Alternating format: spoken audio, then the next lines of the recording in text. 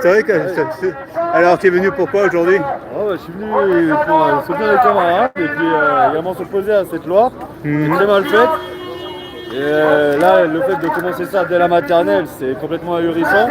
Tu vois, l'éducation, limite, à partir du collège, lycée, on peut parler de ça, mais pourquoi commencer à la primaire? Pourquoi commencer à la maternelle? Sachant qu'on voit très bien que dans le plan politique, la démocratisation de la pédophilie est de plus en plus développée. Quand on voit que le Sénat a voté une loi cette semaine qui crée un crime, qui crée un crime justement quand on touche à un enfant de moins de 13 ans. Mais qu'est-ce qui se passe à 14 d'après leur loi? Ça veut dire qu'on va reparler de consentement dès 14 ans maintenant? Ça veut dire qu'ils ont abaissé l'âge de la majorité. En fait, ils n'ont pas abaissé l'âge. Ce qu'ils ont fait, une loi qui a été votée au Sénat cette semaine, c'est de créer un crime, tu vois, pour augmenter les peines sur les enfants plus jeunes. C'est très bien. Mais pourquoi à 13 ans? Tu vois, là on a diminué d'un an et après on va parler de consentement un an avant. Alors qu'en réalité, 14 ans ou même 15 ans, on reste sur de la pédophilie tout simplement. On n'a pas à demander à un enfant de 14 ans ou à une enfant de 14 ans si elle a été consentante de faire un acte avec un adulte.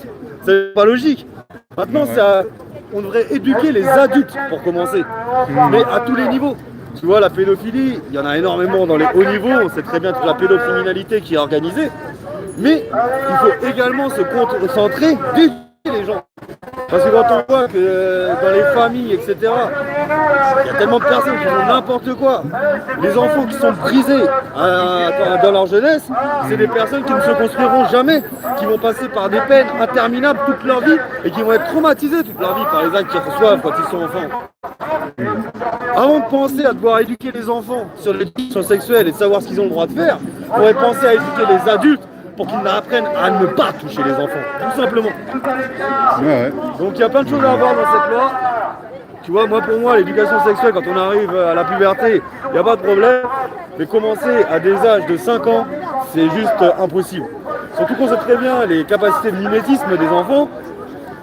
Voir des choses pareilles pour après apprendre ce qui se passe dans les collèges, enfin ce qui se passe dans les cours de récré, ça va pas être cool.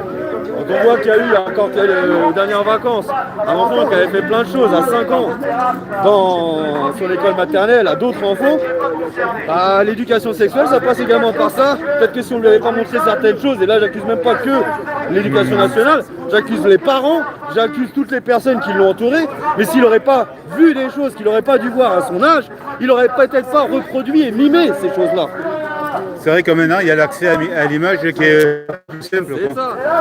Ces sites pornographiques, n'importe quel enfant peut aller dessus. Même sur Internet, le gosse... c'est pour ça que l'éducation, c'est beaucoup plus large que tout ça. Déjà, un parent qui laisse son enfant utiliser Internet sans mettre de contrôle parental, pour moi, c'est une faute grave. Parce qu'on doit surveiller ce que font nos enfants. Tu vois, les parents qui mettent les enfants devant TikTok à partir de 8 ans, etc. Ça, pareil, ça va être condamnable parce que ça pourrit les enfants. Encore un enfant, quand il est sur YouTube, quand il doit avoir une information, il faut qu'il la recherche. Sur TikTok, sur les sites comme ça, ils se prennent des infos en continu qui leur pourrissent l'esprit. Faut pas s'étonner si après, à 8 ans, ils viennent vous poser des questions bizarres.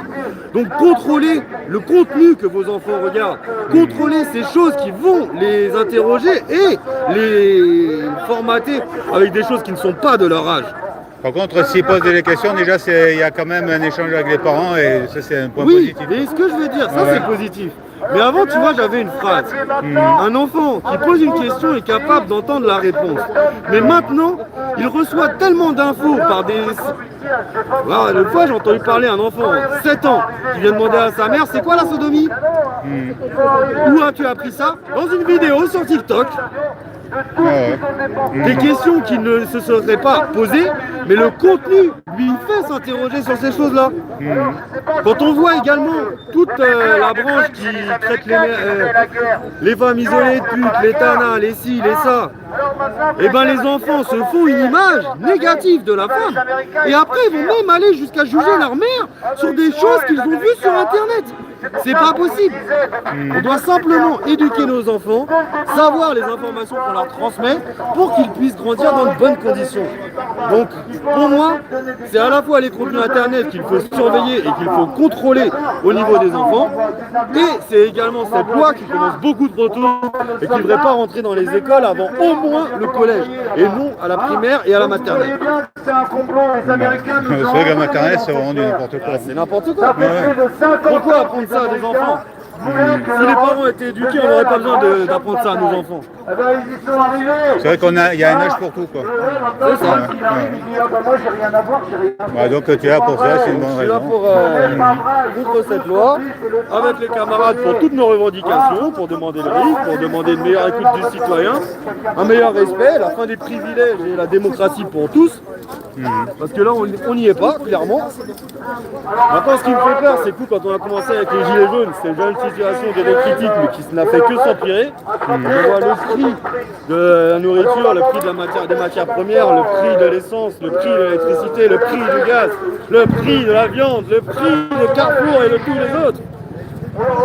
Je pense que ce serait le moment de se réveiller et de faire changer tout ça, parce que là, on ne fait que s'enfoncer.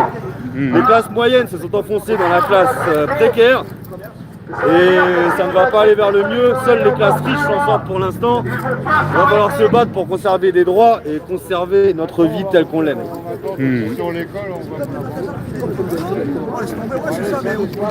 Merci Pense à à tous toi. les camarades et respect. Merci. Et tu viendras toi le 1er mai? Le 1er mai, je serai là. Le 29, on organise avec ma camarade Lina une manifestation Gilets jaunes, justement. Donc, ce sera la manifestation Gilets jaunes du 29 qui sera annoncée sur le site. D'accord. On n'a pas encore le parcours, mais la déclaration a été lancée. Donc, normalement, on devrait commencer au Sacré-Cœur et terminer à côté de notre association à Saint-Ouen, parce que je fais partie de la brigade de bienveillance et d'entraide de Saint-Ouen. On a un collectif citoyen, on fait des maraudes, on fait des distributions de nourriture, des distributions de jouets, etc. Donc on va terminer à côté du local de notre collectif. On est en partenariat avec le centre social Pouchet de Paris 17.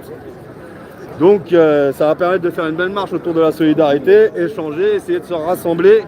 Je serai également présent à la manifestation de Adrien le 22 pour les mutilés, pour les décédés, en hommage à tous mes camarades du mouvement. Et le but, c'est qu'on échange, qu'on se voit, qu'on se rassemble, qu'on commence à partager les idées. Ouais. Parce que là, on est tous dans nos coins et c'est pas productif. C'est pas comme ça qu'on défend nos droits. Là, la lutte a perdu énormément. Il va falloir se recentrer sur des sujets qui nous touchent chaque jour et pas sur des élucubrations de politique. Donc arrêtons de nous diviser, rassemblons-nous, échangeons, parlons, arrêtons de nous catégoriser. Parce que c'est pas ça le peuple. Le peuple, c'est sous toutes ses couleurs, sous toutes ses formes. Et c'est ensemble qu'on pourra changer les choses, parce que chacun dans nos cases, on n'a aucun pouvoir. C'est vrai que les élucubrations des politiques, c'est eux qui gardent la main, quoi. C'est ça. Ils Et jouent. tout ça, c'est organisé, c'est formaté, c'est mis dans la tête des gens par la propagande médiatique. Il y a énormément de choses à changer, il faut qu'on se réorganise, il faut arrêter d'écouter n'importe quoi. Il faut également que les gens ne se mettent... Tu vois, à chaque fois, ils font des égrégores de peur dans les médias. C'est-à-dire qu'ils vont, en ce moment, c'est la guerre en Ukraine. On a bien vu qu'on n'a pas réussi en 2 ans, avec 26 pays et les États-Unis, à inverser les choses de manière pacifique. Là que les États-Unis font un grand pas justement pour inverser les choses et avancent vers la paix, on aurait peut-être arrêté de vouloir faire les va-t-en-guerre comme ce monsieur Macron et penser simplement à avancer vers la paix et faire des bonnes choses. Donc là, il faut comprendre une chose. Moi, je vois au Danemark, ils ont avancé l'âge de la retraite à 70 ans pour participer à l'effort de guerre. Le MEDEF, cette semaine, a fait cette remarque. On devrait peut-être s'aligner sur le modèle danois. On sait très bien qu'en France, ça va être très compliqué qu'ils aillent jusque-là parce que ça va se réveiller. Mais il faut comprendre une chose, l'économie de guerre, c'est ce qui permet de prendre dans vos poches. C'est ce qui permet de prendre dans vos épargnes, c'est ce qui permet de prendre dans vos économies. La loi réquisition, la loi sur la préparation de guerre a été votée depuis 2023 et a été encore changée en 2024 pour être durcie. Toutes ces lois ne sont pas faites pour rien. Donc, préparez-vous, on a bien vu ce qui s'est passé en Ukraine. Les rafles faites pour envoyer des personnes au front, que tu sois d'accord ou pas, on t'y envoyait. N'attendons pas que ça vienne chez nous et surtout pour aller dans un bourbier dont on ne fait pas partie. La France se crée ce bourbier toute seule. nos politiques, par souci économique et de taxation de leur peuple, se créent cette crise tout seul. Donc moi je suis pas pour la guerre, je suis bien contre ça et je suis pour la paix. Je suis pour le respect surtout et qu'on avance paisiblement et en pensant au peuple et non aux énarques. Ouais, ouais. Voilà. Ben, merci à toi. Hein. Merci à toi, Fort.